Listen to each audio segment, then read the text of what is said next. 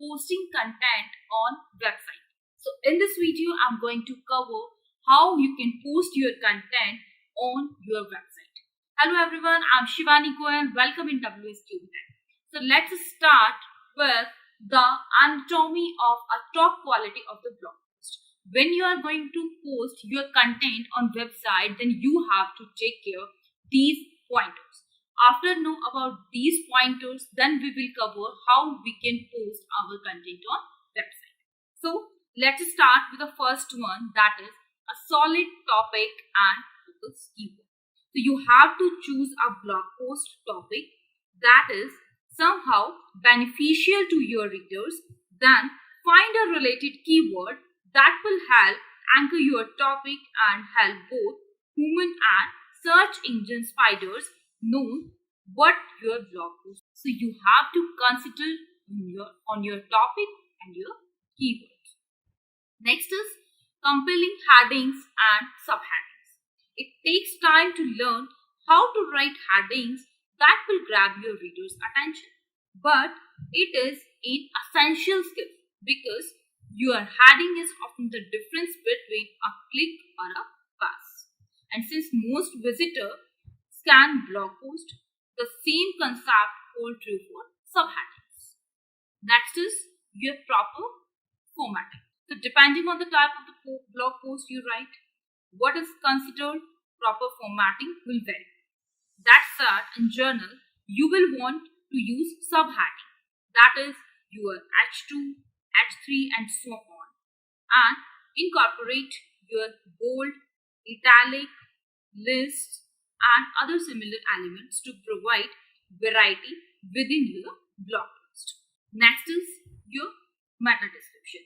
These are summaries that show up in the search engine result, and they are also used by social media and social bookmarking website.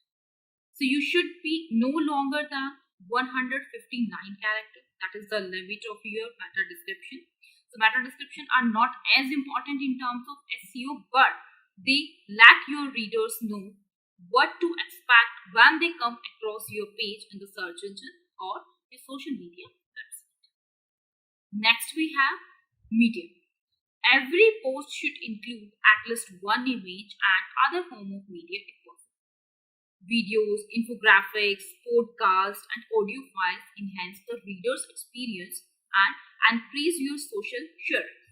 Also, not all of your websites will be able to read every post. Some might need to listen to a podcast as they work out or commute to work. As you get to know your audience, your choice of media should become more targeted. Next is a conclusion and call to action. Conclusion helps readers to digest your blog content and decide what to do next, and your call to action encourages readers to engage with your blogging content. Next we have appropriate linking. Aside from making you look unprofessional, broken links can lead search engine crawler to believe that your website is untrustworthy, which can cause your site ranking to plummet. So you have to use appropriate linking in your content. Next we have categories and tag. Aside from helping your structure blog post topic, categories communicate to search engine the core concept within about on your blog. Similarly, tags have a broader reach and should incorporate related tags. Next we have editing. Regardless of how many times you read your article in the visuals or text editor, reading it as a WordPress preview should definitely be a part of your routine. This is the best way to edit and proofread your blog post because it allows you to see the bigger picture and pick up on the types structural problems you would have otherwise missed. Next we have scheduling. You are not writing something that you will publish straight away, right? Of course not. Your educational calendar is planned out in advance. With that in mind, once you have finished a post, then you need to reschedule. Then you need to schedule it. These are the some pointers you have to keep in mind before writing your post. So now let's start with a live demo on how you can post your content on your website. Let me show you live demo on that. For this, let me visit to my website. This is my website here. In my website, we have a page here that is blog page. In your blog page, here I have to add one post. And now let me explain you how you can add post on this particular page. This is your blog page and these are the posts which is right now available. This is the post here.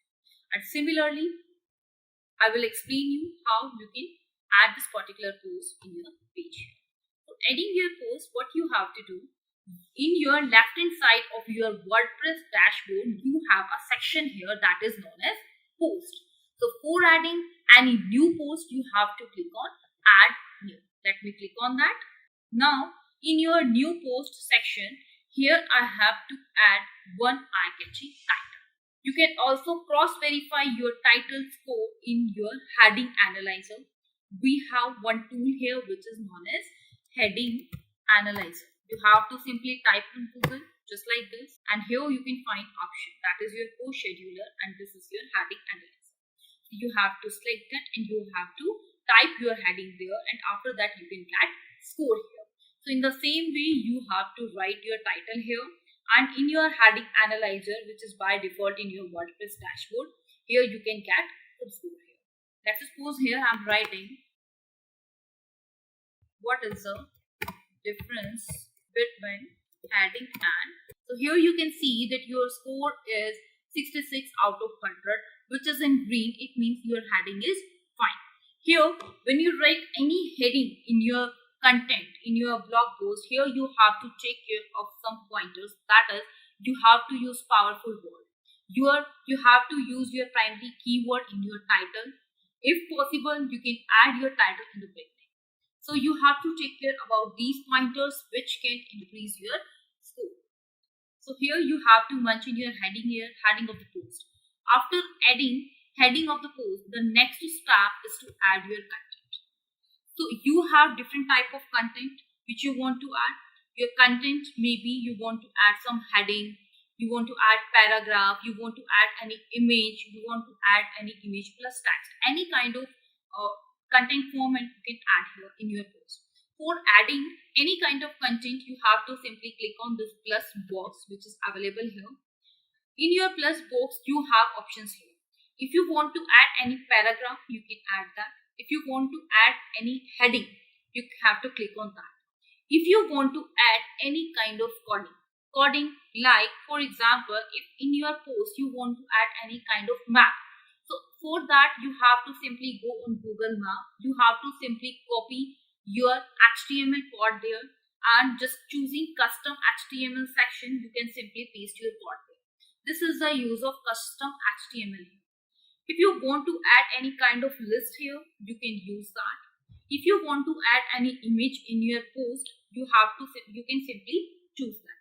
If you want to add any form, then you can simply choose that. For other options, you have to click on browse form. Here you can see in our left hand side, we have all the options available here, which we can use in adding our post section. So here you can see we have media and text, from where we can also add our media file and we can also write our text accordingly. So by this way, you can simply create your post.